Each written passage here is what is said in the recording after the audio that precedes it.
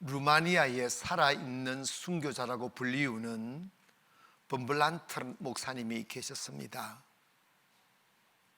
이분은 신학교에서 강의도 하고 복음을 전가하는 목회자로 살다가 나치가 루마니아를 침공했을 때 그의 가족을 예수 믿는다는 이유 때문에 다 잃어버렸습니다.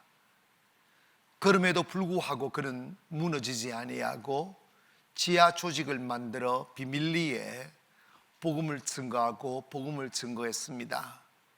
그러다 발각되어 체포되어서 15년이란 긴 세월을 옥고를 치루었는데 초기 3년간에는 그를 깊은 토굴 속에 빛 한 줌 들어오지 않는 토굴 속에 감금해서 하루에 먹는 감자 껍질죽 영양가도 없는 그것 주고 한 달에 일주일에 빵 한 개 정도 겨우 생명만 연명하도록 먹을 것 주고, 또 이 나치가 얼마나 잔혹하게 그를 대했느냐 하면 고문하고 때리고 하는 것은 대반수고 그분의 정신을 황폐하게 만들려고 마약을 투입시킨 거예요. 그래서 먹지 못한 가운데 마약을 투입받다 보니까 사람이 기억력이 상실되고 의지력이 상실되고 무너져가고 까마득 이렇게 다 잃어버리기 시작하는 거예요. 15개국어를 말할 만큼 지혜롭고 똑똑했던 분이 주기도 문이 외워지지 않더라는 거예요. 그래서 하늘에 계신 우리 아버지여 이름을 그렇게 여김을 받으시오며 했는데 그 다음에가 생각이 안 나는 거예요. 그때 그는 무너지는 이 자신의 모습을 바라보면서 하나님 앞에 눈물 뿌려 기도했다는 거예요. 하나님, 내 의식을 지켜달라고, 내 기억력을 지켜달라고. 3년의 긴 세월을 그 어둠 속에 살았지만 하나님이 그 건강 지켜주셔서 살아나 3년 후에는 마약 투약을 하지 아니하고 일반 교도소 안으로 이송되어서 생활하면서 그분은 끝없이 나머지 남은 12년의 옥고를 치르면서 시시때때로 불려나가서 고문당하고 기절하고 고문당하고 기절하는데, 고문당할 때마다 간수들에게 전도를 했다는 거예요.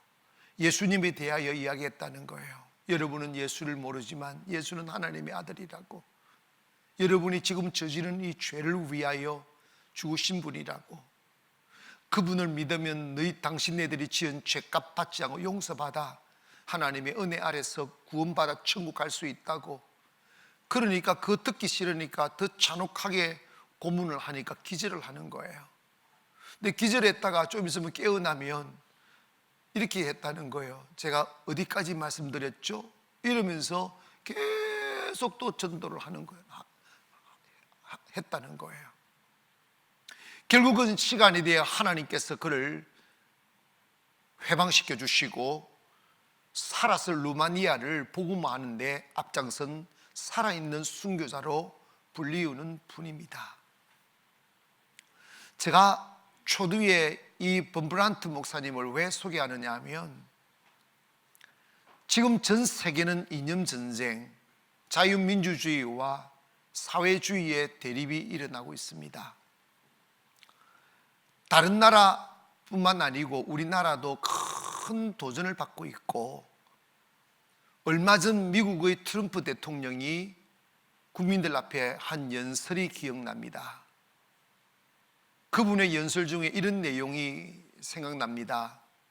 우리 미 합중국은 하나님의 말씀 위에 세워진 기독교 국가다. 우리는 자유민주주의 체제를 선택했고, 그 자유민주주의 시장 경제 속에서 경제가 부흥되며 우리의 자녀들과 우리의 젊은이들은 미래를 꿈꿀 수가 있다. 땀 흘린 것만큼 이득을 얻을 수 있으며 일하는 자는 얻을 것이고 일하지 않는 자는 가난해질 것이 이것이 공평이다 외치며 코로나 기간에도 교회 예배는 드리라고 말을 했습니다. 그런데 우리나라는 어떠한가를 보십시오. 70년 전에 우리가 남북이 갈라져 북한은 사회주의를 채택하여 지금은 김일성 주체 사상 아래 그 사상의 노예로 살아가고 우리는 미국의 도움받아 자유민주주의 국가, 기독교를 기반으로 한 국가를 세웠습니다. 당시에 지리적으로도 북한은 우리나라보다 훨씬 더 살기 좋은 지리에 서 있고 그 다음에 지하 자원도 남한에 비하여 셀 수 없는 많은 지하 자원을 가지고 있는 게 북한입니다. 당시에는 남한보다 북한이 훨씬 더 잘 살았고 더 부강한 도시를 가지고 있는 평양을 가지고 있는 시대였고 남한은 정말 무너진 땅, 폐허가 된 땅에서 시작을 했습니다. 남한은 거리에 그림들이 가득했고 고아들이 가득했어요. 먹을 것 찾아 떨어진 부스러기 음식을 주워 먹으며 허기진 배를 채우는 아이들이 길에 널려 있었고 끝없는 절망과 희망 없는 세월들을 들여다보며 굶주려가는 가족들 바라보는 마음의 고통을 이기지 못하여 너무나 많은 젊은 아버지들이 술에 취해 길거리에 너부러져 있었습니다. 북한에는 공산주의를 택했기 때문에 무신론주의자들이니 기독교를 탄압했고 교회를 말살했고 불태웠고 그리고 수많은 목사님들이 그 핍박과 죽음을 피하여 남한으로 넘어왔고 나머지 넘어오지 못한 사람들은 지하 교인이 되어서 생명을 걸고 하다가 이름없이 이슬처럼 사라져 지금은 북한은 기독교가 말살당했고 종교의 자유가 없습니다. 그러나 남한은 선교사님들이 자유롭게 들어와 남한에 학교를 세워주고 병원을 세워주고 교회를 세워주고 계몽을 시켰습니다. 술에 취해 무너져 가는 젊은이들과 아버지들에게 술을 끊으라고 하나님을 믿으라고 기도하면 하나님이 이 나라 세워주신다고 기도하면 이 가난해서 기름진 빵을 먹게 해주실 거라고 그래서 무지한 분들을 계몽시켜서 공부하게 만들어주고 교회 와서 설교 들으면서 정신 차리게 만들고 길거리에 술에 취해 너부러져 있던 수많은 사람들이 교회로 몰려들었습니다. 예수 믿고 술 끊고 길하기 시작했고 땀 흘리기 시작했고 그리고 선교사님들의 가르침을 따라 하나님의 축복을 구하며 밤낮 부르짖는 사람들이 산을 메우고 교회를 메웠습니다. 풍요롭지 않으니까 교회를 지을 때 아낙네들이 나와 세숫대야 모래를 이고 지고 세멘트를 이고 지고 해서 그들의 손으로 교회부터 짓기 시작했습니다. 그렇게 70년이 흘렀습니다. 남한보다 훨씬 더 지리적으로 유리한 조건에 있고 잘 살았던 북한은 지금에 와 대한민국의 경제와 비교해보면 50대 1 비교가 안 될 만큼 북한은 지옥 같은 땅이 되었고 남한은 천국같이 바뀌었습니다. 이것은 이념 전쟁에서 민주주의가 이긴다는 것을 이미 그냥 비교가 안 될 만큼 그리고 하나님을 경외하며 살면 무너진 나라도 세워진다는 것을 세계 앞에 증명했습니다. 그런데 이것이 역사의 아이러니인지는 모르지만 우리나라가 이렇게 자유민주주의 경제체제를 도입하여 하나님을 섬기며 자유롭게 경제활동하며 자유롭게 공부하며 꿈을 펼칠 수 있는 나라가 되었기에 젊은이들이 꿈을 꾸고 세계 어디 내어놓아도 뒤떨어지지 않는 지적 수준을 자랑하고 그리고 제3의 국가 사람들이 노동자로서 이 대한민국에 와서 살아보면 대한민국은 천국 같다고 말을 할 만큼 이렇게 아름답고 잘 사는 나라가 되었는데 우리나라에 깊이 뿌리 내리고 있는 이 자경사상 공산주의를 좋아하는 사람들이 이렇게 많은 줄 우리는 생각도 못했습니다. 그들이 지금 자유민주주의 국가 체제로 인하여 만들어진 경제적인 부유함을 다 만끽하면서 사회주의를 동경하는 이 아이러니 말입니다. 요즘 신종호가 있잖아요. 강남 좌파라고. 좌파는 원래 부유하면 안 되는 거예요. 좌파는 공평을 외치기 때문에 똑같이 살아야 되는 거야. 그들의 핵심 사상, 공유가 그들의 핵심 사상이에요. 그런데 여러분 기억하세요. 무신론주의는 양심이 없어요. 이 땅에서 세계에서 가장 불공평하고 빈부격차가 심한 나라가 중국이고 북한이에요. 기억하십니까? 북한의 고급 간부들 150명의 재산이 평균 1조 6천이라는 거예요. 그래서 미국이 이 좌파들과 그리고 이 공산주의 사상을 미국에 뿌리 내리지 못하도록 만들기 위하여 중국에 있는 9천만 명이 더 되는 9,600만 명이 더 되는 공산당원들의 미국의 출입을 제재하는 법안을 내놓으니까 지금 중국이 난리가 났다는 거예요. 그래서 중국 공산당 그 당원 취소 신청이 본문을 이룬다는 거예요. 왜냐하면 중국의 공산당들은 출세하고 그 권력으로 부정부패하고 탐욕화해서 수많은 재산을 미국에다가 은닉을 해놨다는 거예요. 여러분, 이러한 불공정한 세상이 바로 공산주의 제재입니다. 그런데 지금 우리나라가 이렇게 경제가 부유하고 자유민주주의 국가임에도 불구하고 어느새 악한 사탄의 역사로 공산주의를 표방하는 사람들이 권력을 잡고 있고 또 그들에 의해서 교회가 은근히 핍박을 받고 있습니다. 정말 역사의 아이러니예요. 그런데 저는 지금 우리 한국 교회가 세상으로부터 핍박받는 것에 대하여 불안해하거나 걱정하지 않아요. 오히려 더 나는 잘 됐다고 생각해요. 왜냐하면 우리가 육신적으로는 조금 불편할지 몰라도 영적으로 가장 위험한 순간이 뭐냐면 배부를 때이고 평안할 때가 무너질 때입니다. 우리나라 대통령 중에 장로 대통령이 두 분이 계셨어요. 김영삼, 그 다음에 이명박. 이 두 분이 대통령 자리에 있을 때 그 전에 불교 대통령, 박정희 대통령 이런 대통령이 있을 때보다 교회가 훨씬 더 무너졌어요. 확 무너져 버렸어요.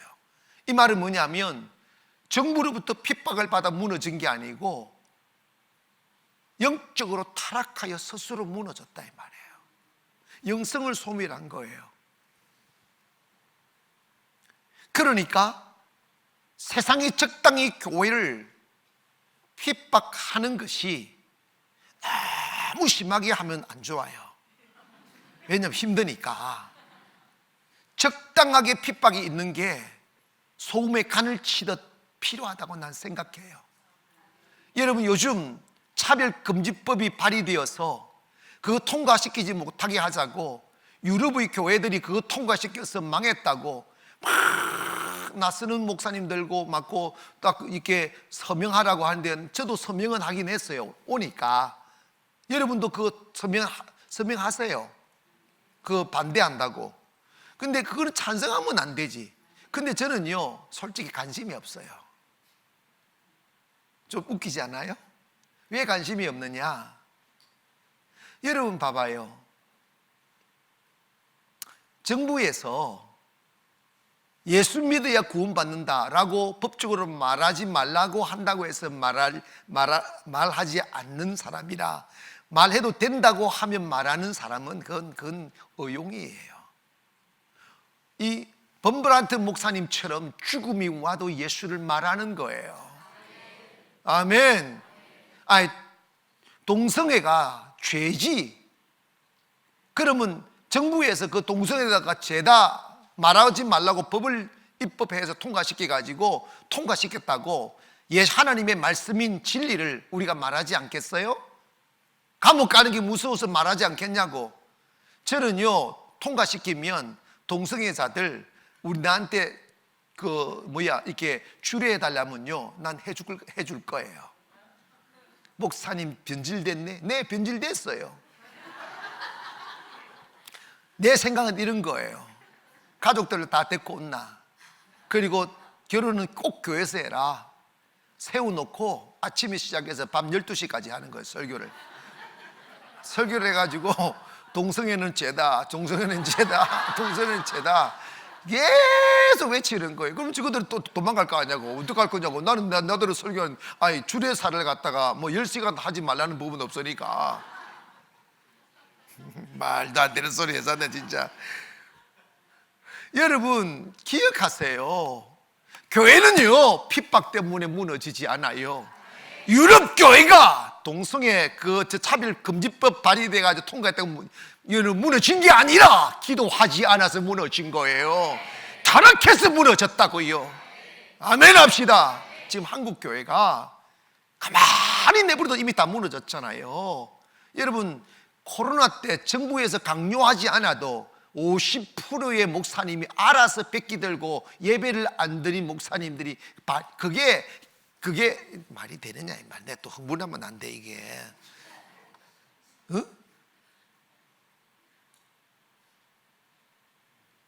정부에서 그러면 예배 드리지 말라고 하는데 예배 안 드릴 거냐고. 예배가 생명인데, 예배가 호흡인데. 오늘도 10시 예배 때 아주 이렇게 애기들 막 데리고 이렇게 한 분이 등록을 하셨어요. 어떻게 저희 교회 보니까 주소를 딱 보니까 송도가 아닌 거예요. 저쪽에 저 멀리 있는 동네더라고요. 어떻게 알고 이렇게 하셨냐고. 그 내용을 들어보니까 자기가 교회를 오래 다녔는데 너무 마음이 걸걸한다는 거예요. 영혼이 채워지지 않는다는 거예요. 그러다가 자기 위에 있는 친언니가 전혀 교회를 안 다니고 거칠게 인생을 살았는데 한순간에 사람이 확 바뀌어서 교회를 그리 잘 다니고 너무 행복하다고 그러고 막 사람이 확 변해졌다는 거예요. 이게 그래서 자기가 신기해가지고 가봤대요. 언니가 진짜 그렇게 됐는 거예요. 그렇게 됐다는 거예요. 그런데 자기가 다닌 그 교회는 단 한 번도 예수를 믿고 변화되는 모습을 못 봤다는 거예요. 막 기뻐하는 모습도 본 적도 없다는 거예요. 그래서 자기 언니가 그렇게 저 지방에 있는데 언니가 그렇게 변화됐다는 걸 교회에다가 말했더니 교회가 피식 웃고 말아버리더래요. 그런 게 어디 있냐고 말하더라는 거예요. 비극이에요. 성령의 역사하는 교회는 살아납니다. 사람 변화됩니다. 기뻐 사슴처럼 뛰게 돼 있어요.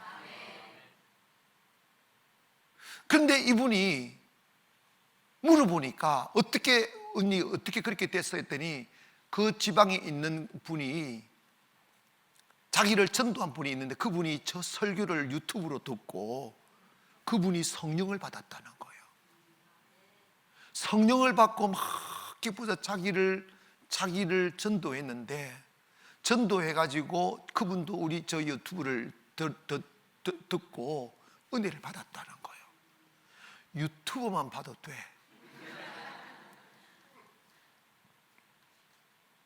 그래서 사실은 고민했다고, 목사님이 저 안 받아주고 돌려보낼까 봐 고민했다고. 내 처음에는 가까운 교회로 가시라고 돌려보냈다. 그러다가 나 오해도 많이 샀다. 근데 내 기도하다가 이거는 아니다. 교회라고 다 똑같은 교회도 아니고 교회는 사느냐 죽느냐의 문제지 교회를 다니느냐 안 다니느냐의 문제가 아니다. 알아서 하시라고. 여러분 기억하세요. 우리가 핍박이 있다고 기도 안 하고 핍박이 있다고 예배 안 드리고 이러면 안 되는 거야. 우리 교회 공무원들이 제법 계신데 교회를 못 나오는 것을 조사를 해보니까 내가 이게 사실이 아니기를 바라요. 교회를, 공무원들은 교회를 나가지 말라고 다 체크를 한다는 거예요. 코로나 기간 동안 가지 말라고. 이해는 해요.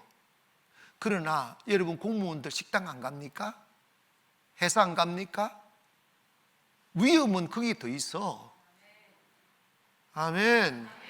이 말이 안 되는 거예요. 밥 먹으러 다 가요. 직장도 다 가요. 이 코로나를 통하여 사탄이가 음흉한 방법으로 사람들의 영혼을 죽이고자 하는 쾌락이 있다 이 말이에요. 이번 조치도 그런 개념에서 봐야 됩니다. 우리나라 안에 교회를 무너뜨리려고 하는 말도 안 되는 단체들이 많이 있어요. 이름은 교회를 사랑하는 모임 뭐 이따 이름이에요. 뭐 평화 뭐 있었고 이렇게. 근데 여러분 기억하세요. 교회를 나가지 말라고 감찰하는 정부도 잘못됐지만 그거 두려워서 교회 못 나오는 성도들도 약한 거예요. 왜 교회 나가지 말라고 하느냐고 딱 따져야지. 그럼 해고되면 어떡하냐? 알아서 살면 되지. 하나님이 책임지셔요. 아멘. 믿음의 절개를 지켜야 되는 거야. 여러분, 언제 우리가 기도합니까? 핍박당할 때 기도하고 고난당할 때 기도하고. 기도는 능력입니다. 오늘 본문에 보면 엘리야를 소개할 때 엘리야는 우리와 성정이 같은 사람이로되 그가 기도하니 3년 6개월 동안 뭐 하지 아니하고 비가 오지 아니하고 다시 기도하니 하늘이 비를 주고 뭐라고 그랬어요? 땅에 열매를 맺었느니라. 성정이 같다 이 말은 우리가 똑같은 사람들이라는 거예요. 똑같이 외로워하고 똑같이 나약하고 똑같이 배고프고 똑같이 방황한다는 거예요. 똑같은 사람인데 기도하니까 주님이 역사하시더라 이 말이에요. 여러분, 인생을요 기도로 이겨나가야지 체주로 이기려면 떨어져요. 하나님이 우리에게 주신 최고의 보물은 뭔지 아십니까? 기도할 수 있는 권세예요. 예전에 우리 많이 불렀던 최기라 씨가 불렀던 오늘 집을 나서기 전 기도했나요? 그 찬양 아시죠? 우리 한번 불러보고 할까요? 오늘 집을 나서기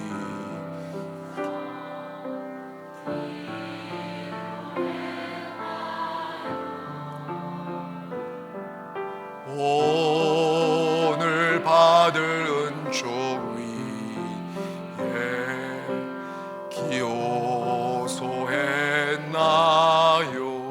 기도는 우리의 안식, 기도는 우리의 안식, 빛으로 인도하리. 앞이 캄캄할 때 기도 잊지 마세요. 집 나가기 전에 기도하고 나가라 이 말이야.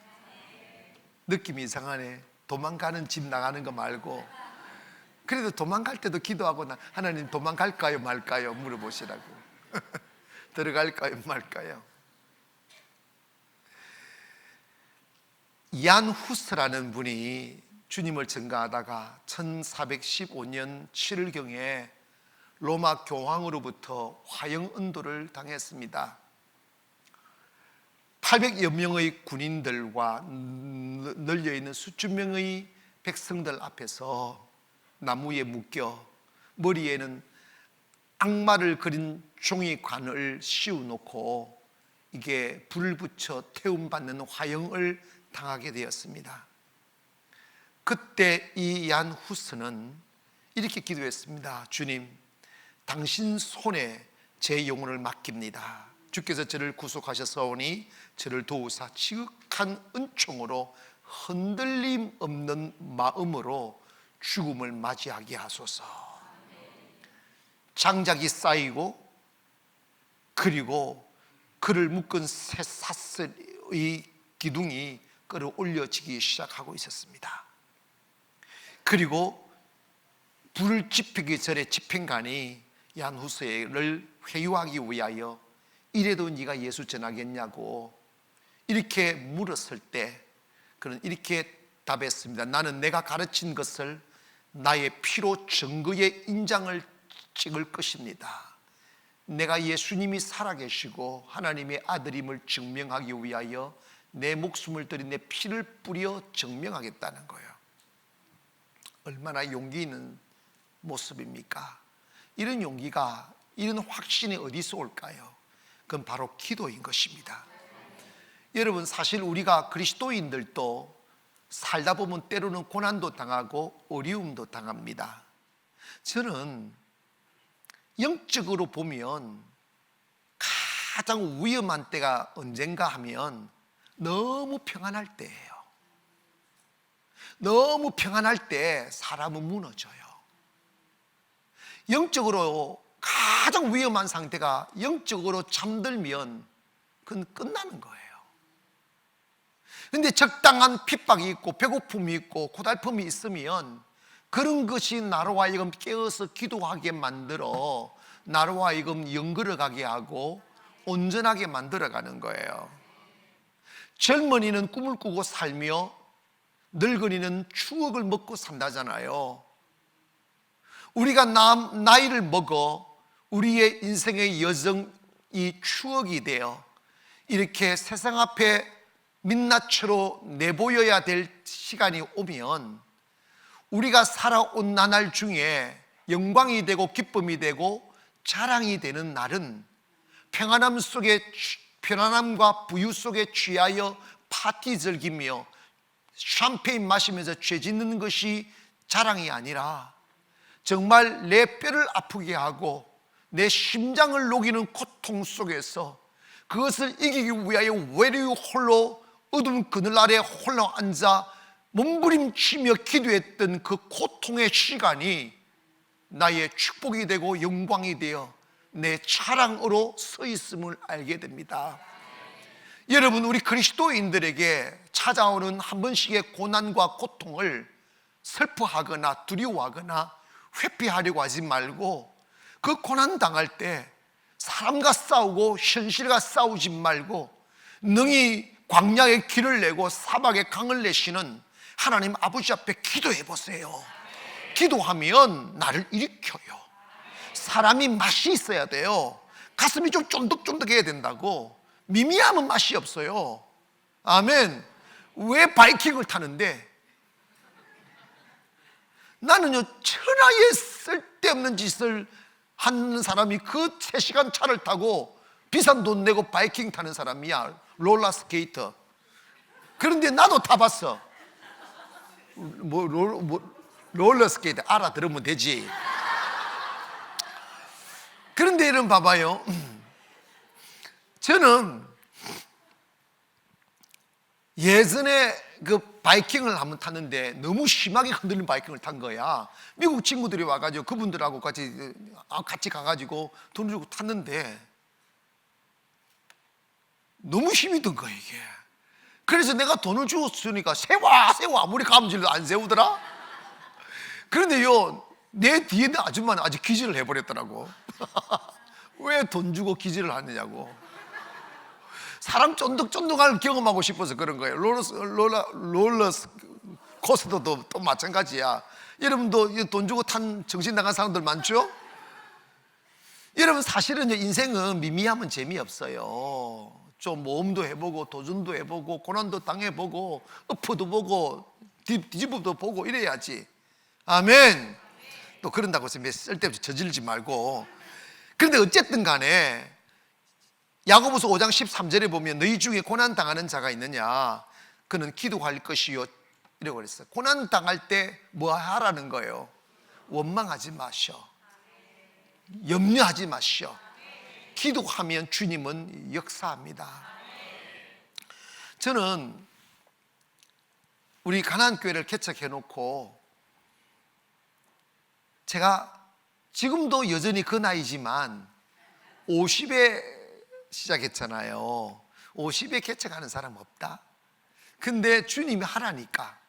그리고 춘천에서 송도 개발되는 걸 보면서 저곳이 세계 경제의 관문이라면 저곳에 세계 선교의 관문이 되는 교회를 하나 세워서 세계 선교해야 되겠다는 꿈 하나가 들어오는 거야. 똑같이 뉴스를 봐도 될 놈은 그냥 되고 안 돼. 이해갔죠? 송도 살아도 그런 생각도 안 하는 사람들이 있어. 그런데 나는 인천을 와본 경험이 없으니까 먼 꿈, 순천에서 어떻게 왔다 갔다 해서 이렇게 그를 내가 순천을 떠날 상황도 안 되고. 그런데 여러분, 꿈이 있으니까 내 몸이 가도록 주님이 일하시더라고. 그런데 꿈을 꾸고 내 세계 선교의 전초지가 되는 교회를 세우겠다고 했는데 이안상가의 모퉁이에 월세로 딱 시작했는데 1년이 가도 기별이 없고 2년이 가도 기별이 없어. 내가 별짓 다 해봤어요. 상가를 털어낼 방법이 없더라고. 너무 낙심이 되는 거예요. 눈을 맞으며 그래도 땅밟기라도 해야 된다고 하고 이렇게 텅 빈 호주머니로 땅밟기 하고 집에 들어와 턱 누우면 그 절망감이 내 마음을 확 덮는 거예요. 그래서 제 마음이 세찬 파도에 쓸려 나가는 바위처럼 저 마음의 꿈들이 깎여서 나가더라고요. 그래서 하루는 나 이제 송도 더 이상 있으면 내가 숨이 막혀 못 살겠다. 왜? 희망이 안 보이니까. 그래가지고 송도를 떠나 다리 건너 연수구나 막 이렇게 조금 아마 중형된 교회 정도 되는 교회를라도 아마 좀 세워서 하면 그래도 이 시대에 성공했겠지, 이런 마음을 자위하면서 돌아다니다가 어느 날 주님이 기도하는데 주님께서 저를 책망하시더라고요. 너 왜 절망하느냐? 너 왜 꿈을 줄이느냐? 그때 저는 말은 안 해도 생각으로 이렇게 대답했습니다. 꿈과 현실의 편차가 주는 마음의 부담감이 너무 크다고. 하루 자고 나고 1년이 지나도 그 사람이 그 사람이고 맨날 월세 내는데 빠듯한데 무슨 세계 선교라는 교회를 지을 수 있냐고, 이런 생각들이 막 밀려드니까 너무 마음이 힘들더라고요. 근데 주님이 지혜 하나 주셨어요. 그게 뭐냐면 사람은 누구나 꿈을 꾸며 산단다. 그러나 그 꿈을 이루는 사람이 있고 그 꿈을 놓아버리는 사람이 있다. 꿈을 놓아버리는 사람을 비판할 수 없는 게, 그 꿈을 가지고 현실을 살다 보면 너무 마음이 부대끼니까 마음이라도 편해보자고 꿈을 놓아버리며 살지. 그러나 꿈을 가지고 있는다 한들 현실이 바뀌는 건 없단다.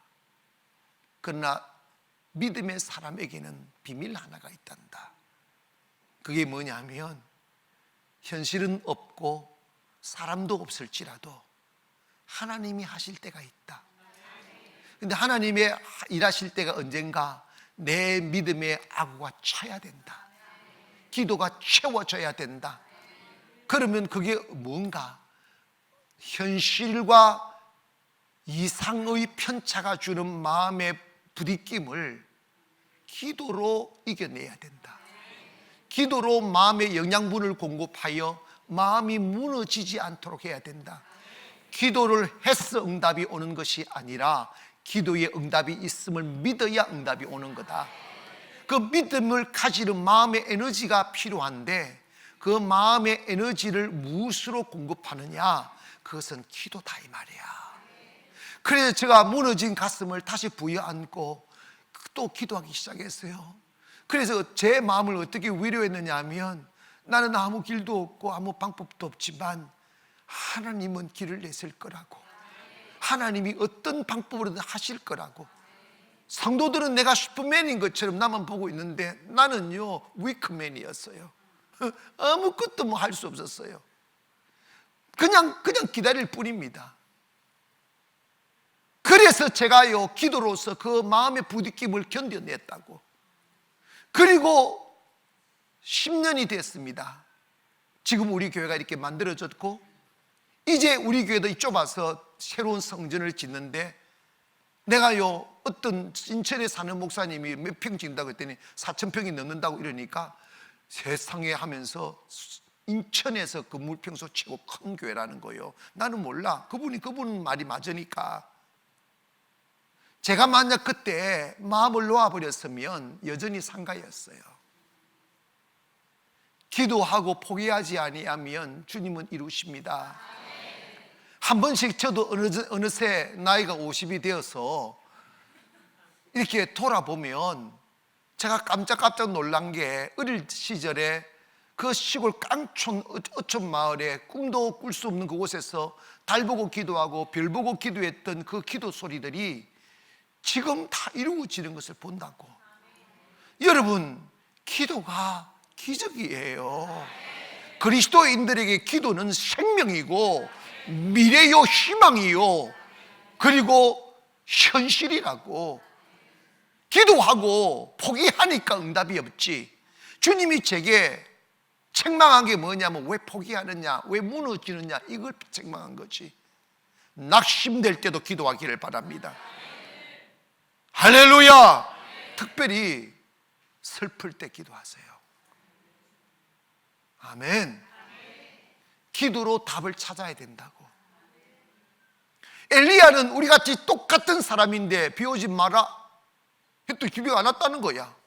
그런데 어떤 교회는요, 예전에 야유회 예배가 있어. 주일날 교회에서 예배 안 드리고 놀러 가가지고 야유 예배라는 이름으로 많이 다녔어요. 맞죠? 그러다가 한국 교회 망가진 거야. 편안하니까. 코로나 진짜 좋아. 한국 교회가 코로나인데 저 야유 예배 드는데도 저 박수 치고 노래해봐라고. 왜 안 웃어요?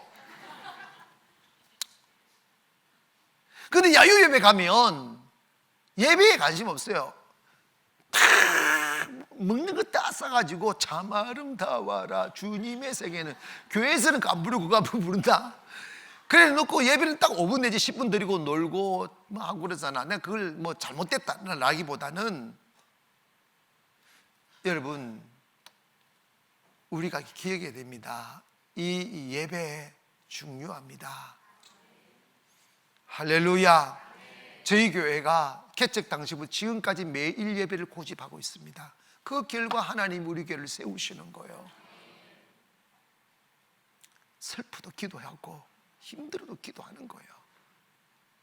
그리고 병들었을 때 기도해야 됩니다. 여러분, 이게 성경에 보면 많은 병든 자가 있는데 예수님이 그 병증자 예수님께로 와서 외친 자들은 다 고쳐주셨어요. 근데 고칠 때 참 신기한 게 있어요. 귀신을 쫓아내는데 눈문자가 눈을 봐요. 귀신을 쫓아내는데 안전뱅이가 걸어요. 귀신을 쫓아내는 병이 나아요. 그거 뭐냐면 많은 질병과 사탄과 연계가 되어 있다는 거예요. 여러분, 많은 병이, 물론 우리가 자연적으로 몸 건강 잘 지키지 못하고 사고당해서 병들 수도 있어요. 잘못 먹어 병들 수도 있어요. 그러나 대부분의 수많은 질병이 우리 정신체계와 연결되어져 있어요. 정신이 건강하면 병들지 않아요. 우리 교회를 보세요. 매일 기도하는 사람 아픈 거 보시냐고. 병들어 오신 분들 다 한 달 안에 다 낫다. 다 낫. 이게 증거가 있잖아. 나는 까마득히 잊어버렸어요. 저기 앉아있는 이세욱 권사가 있어요. 어저께 내가 시츄에이션을 잘못 알아가지고 커피만 마시고 돌아다니는, 교회도 안 나고 돌아다니는 사람으로 인식을 했는데 그게 아니었더라고.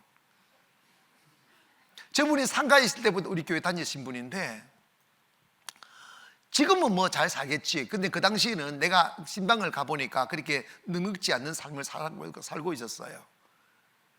그런데 난 그걸 까마득히 잊고 있었어요. 어제 그래 목사님이 저 고쳐주셨잖아요. 근데 기억 생각이 나는 거야. 하기야 뭐 10년이 거의 돼가는 거니까 내가 기억하겠어? 나는 내일 것도 못 기억하는데. 근데 무슨 이야기냐면 언젠가 목사님 제가 너무 허리가 아파서 잠을 못 잔다는 거예요. 그래서 그 진통제를 먹고 있는데 면역성이 생겨가지고 몇 알을 먹어도 너무 아프다는 거예요. 그런데 진찰을 해보니까 이게 무슨 뭐 본인은 알겠지만 이 허리 무슨 병이 있어가지고 대수술을 해야 된다는 거예요. 그런 수술비가 당시에 내 기억이 나더라고. 1,500만 원 정도 든다는데 문제는 이게 재발될 수 있다고 한다는 거예요. 그럼 수술비는 있냐고 했더니 카드 가지고 끊는다는. 요즘 카드 좋잖아요. 긁으면 되니까. 나중에는 그러니까 아이고 그랬나고. 그때가 수요일이었어요. 기억이 나요. 우리는 있잖아, 감기 들면 기도하는데 중병 들면 기도 안 해. 왜 그런지 아십니까? 안 났을 줄 아니까. 이게 말이 안 되는 거예요. 어려울수록 기도해야 돼요. 그래가지고 제가요 오라고 그래가지고 기도를 해줬어. 허리에 손을 거 딱 기도해 줬다고. 근데 집에 갔더니 문자가 왔어요. 목사님, 저 허리 나섰다고. 그래서 이 여자가 돌았나 그랬습니다. 왜냐하면 다음날 길병원에 수술하려고 예약을 딱 해놓은 상태였어요. 다음날 그 수술을 하려고 했는데 기도해 주고 그냥 돌아가는데 가는데 몸이 찌릿 하더라는 거예요. 그래서 이쪽 한쪽 다리가 이게 뭡니까, 신경이 죽어 있어가지고 항상 아주 차가워가지고 매일 마사지하고 물 대고 이래가지고 처리고 아프고 이랬었는데 기도받고 갔더니 몸이 찌릿하고 몸이 화끈화끈 막 뜨끈뜨끈해지더니 이 찬 다리에 열이 들어가더란다. 할렐루야. 그래가지고 신경이 살아나고 통증이 사라지고, 할렐루야. 그리고 수술을 안 했어. 그리고 간단하게 나사버렸어. 얼마나 좋아. 응? 여러분 기도하세요. 하나님을 있잖아요, 내가 교회를 다니면서 단 한 번도 하나님이 살아계시다 이걸 경험하지 못하고 의식으로 다니는 사람들은 참 불쌍한 사람들이야. 주님을 경험해야 돼요. 나의 질병, 나의 아픔, 나의 고난은 주님을 경험할 수 있는 기회로 주시는 것이라고 생각하여 기도로 그걸 극복해야지. 가난을 극복하고 없음을 극복하고 질병을 극복하고 무너짐을 기도로 극복하여 기도로 세워진 그 삶이 복음이다 이 말이에요. 오늘 본문 5장 14절에 너희 중에 병든 자가 있느냐, 그는 교회의 장로들을 청할 것이요 그들은 주의 이름으로 기름을 바르며 그를 위하여 기도할지라고 그랬어요. 이 말은 뭐냐면 아픈 사람은 교회 앞으로 데리고 오라는 거야. 데리고 와서 교회는 기도해 주라는 거예요. 그리고 기름을 바르라면 성령으로 기도해 주라 이 말이야. 아멘. 여러분 사실 우리가 성령을 받으면요 하나님이 역사하실 것이 믿어지지만 성령 안 받으면 손이 달달달달달 떨려. 안 났으면 어떡하나, 벌써 안 났은 거야. 그러니까 목사님, 좀 양심적인 목사님은 이런다, 병원 가시라고. 병원에서 고치고 교회는 예배하는 곳이라고. 그런 사기꾼도 있어. 여러분 잘 들으세요. 범사에 주님 인정하세요. 아멘. 범사 인정하세요. 그리고 병원도 하나님이 만드셨어요. 병원 가는 건 잘못된 거 아닙니다. 그러나 여러분 기억하세요. 의사가 할 수 있는 게 없어요. 회복하게 하시는 분 하나님이에요. 의사 째가지고 기분 나면 누가 그 세살을 돕게 하시느냐고. 하나님이시라니까. 그리고 아무리 여러분 봐봐, 그렇게 지금 최첨단 과학 시대인데 코로나 하나 못 막아내잖아. 코로나 백신 하나 못 만든다는. 그러니까 의학이 병을 못 쫓아간다니까. 하나님이 여러분 코로나 걸리지 않도록 지켜주심을 기도하세요. 그리고 우리가 기도해야 될 이유는 뭐냐면 이 코로나 권력으로 못 막잖아. 의학으로 못 막잖아요. 하나님이 이 땅을 듣고 있는 이 죽음의 바이러스를 몰아내야 달라고 기도하기를 원합니다. 아플 때요 기도하세요. 주님 치료하시는 분이야. 내가 건강을 여러분 고침받아도 또 주책 부리다가 아플 수가 있어요. 그런데 달라요. 내가 기도의 응답을 받아본 경험이 있는 사람과 기도 응답 없이 교회만 다닌 사람은요, 그 맛이 달라요. 성령 받은 사람과 받지 않는 사람 다르다니까.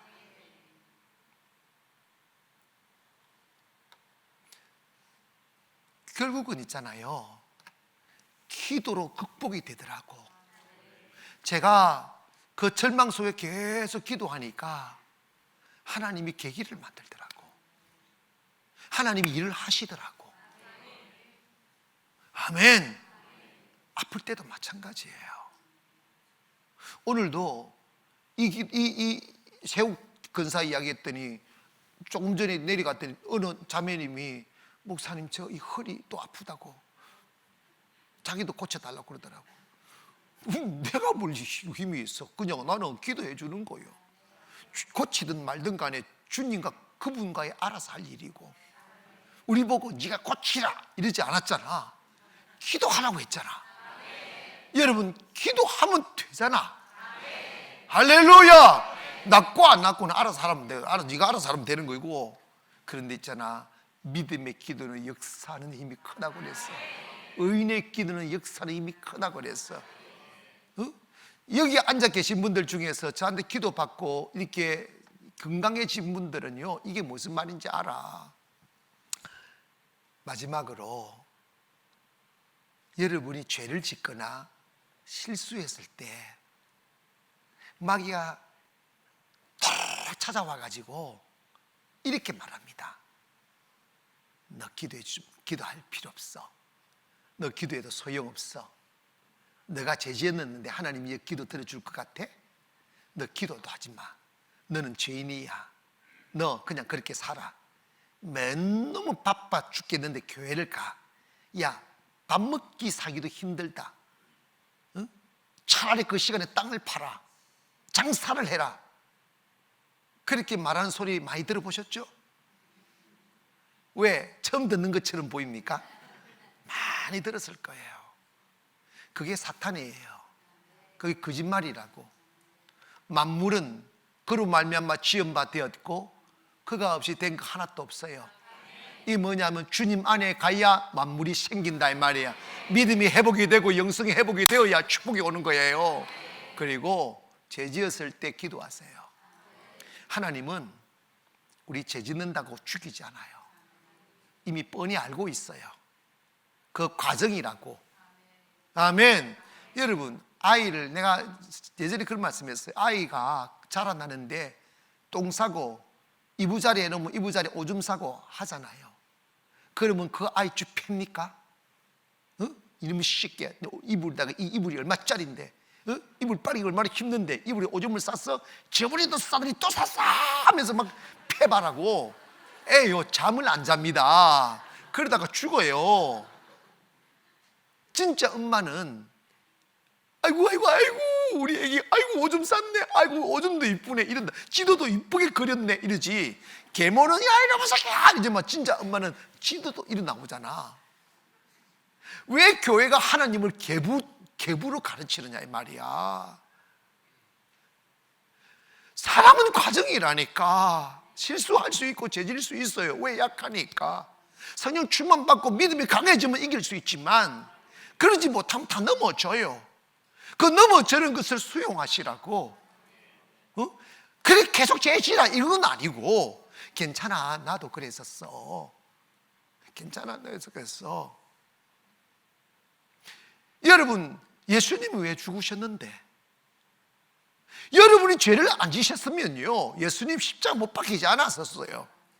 여러분 죄를 지었기 때문에 예수님 십자가 못 박히셨다고. 왜 못 박히셨어요? 죄값 당하지 않게 하기 위하여, 벌받지 않게 하기 위하여, 고통당하지 않게 하기 위하여 예수님이 대신 담당해 주셨잖아. 그것이 기독교의 핵심인데 왜 교회에서 죄졌다고 책망하고 죄졌다고 왜 정죄하느냐 이 말이야. 그런다고 이제 죄짓는 나팔 불고는 다니지 말고, 죄 짓는 것이 좋은 거는 아니로되 그건 과정이라고. 마귀가 그럴 때 죄 지을수록 주님 앞에 나와서 회개하고 용서받아야지. 죄 지었을수록 그 죄값으로부터 자유로워야지. 여러분, 영적인 절망은 주님으로부터 멀어지는 거예요. 죄를 지으면요, 내 양심이 발동해 주님과 멀어지려고 그래요. 그럴 때 주님께 바짝 달라붙으세요. 주님 괜찮습니다. 주님 나 죄 졌다고. 그래 알아. 그래 알아. 용서해 주신다니까. 근데 또라이는 뭐냐면 맨날 용서하니까 같은 죄 반복 짓는 게 그 또라이인 거야. 주님 날 도와달라고. 주님 나 그런 유혹에 넘어지지 않도록 도와달라고. 할렐루야. 그런 유혹 이길 수 있는 힘을 달라고 기도하여 자라나야지. 20살이 됐는데 오줌 싸면 되겠어? 20살이 됐는데 똥 싸면 되겠냐고. 싸라 해도 안 싸요. 성숙했다고, 몸이 컸다고. 믿음도 똑같습니다. 마귀가 죄 지었을 때 기도하기 못하게 하고 낙심하게 만들 때 이건 마귀라는 걸 기억하세요. 절대 성령은 그렇지 않아. 성령은 우물통에 빠졌어도 벌떡 이렇게 채워주시는 분이야. 괜찮아, 내가 씻어줬잖아. 표시도 안 나게 만들어줬잖아. 할렐루야. 그러므로 그리스도인들은요, 나라가 어려워졌을 때도 기도하고, 가정이 어려워졌을 때도 기도하고, 사업이 어려워졌을 때도 기도하고, 영적으로 허약해졌을 때도 기도하면 회복되어요. 기도는요 신비입니다. 여러분, 우리가 꿈을 꾸며 살아야 우리의 삶이 꿈꾸는 곳으로 가지듯이 기도하며 살아야 기도의 응답으로 사는 거예요. 기도는 여러분의 미래를 위한 투자입니다. 미래의 씨를 뿌리는 것입니다.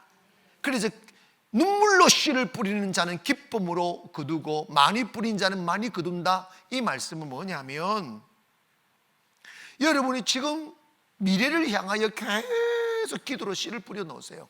이런 날을 주세요, 저런 날을 주세요, 이런 사람 되게 해주세요, 저런 사람 되게 해주세요, 이런 일 하게 해주세요, 저런 일 하게 해주세요. 하나님 내 인생을 더 이런 일들을 이룰 수 있게 해달라고 계속 기도해 놓으세요. 기도는 공짜다. 기도는 공짜다.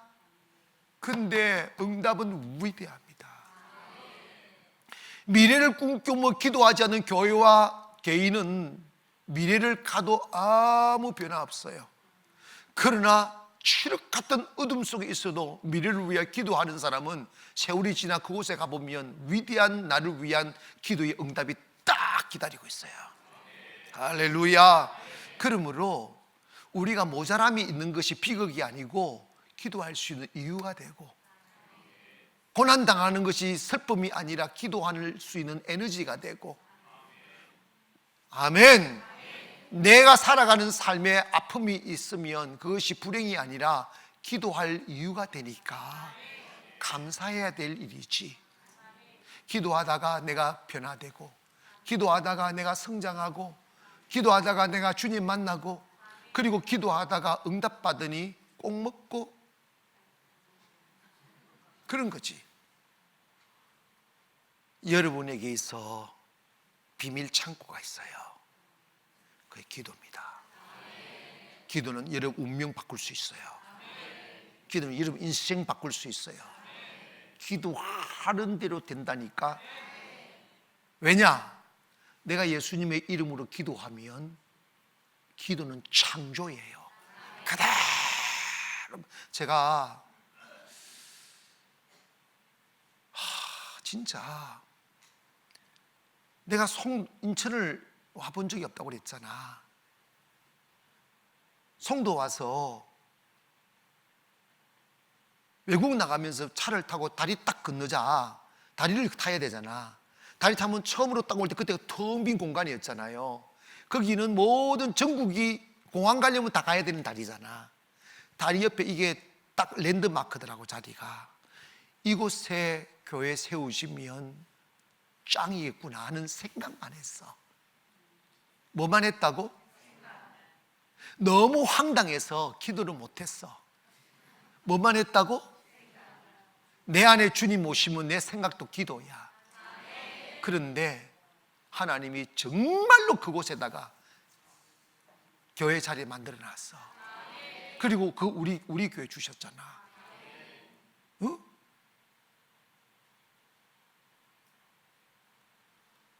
성도에 대한 비전 가진 그대로 하나님 이루시는 거지. 그것보다 더 화려하게, 더 크게. 그러면 이런 거지.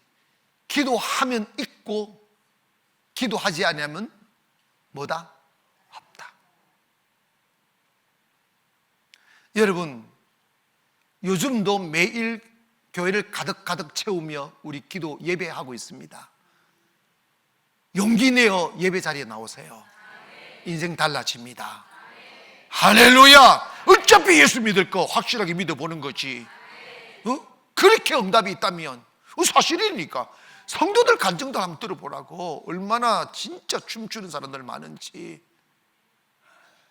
다시 고백합시다. 기도하면 있고 기도하지 않으면 없다. 아멘. 기도하겠습니다. 거룩하신 아버지 하나님,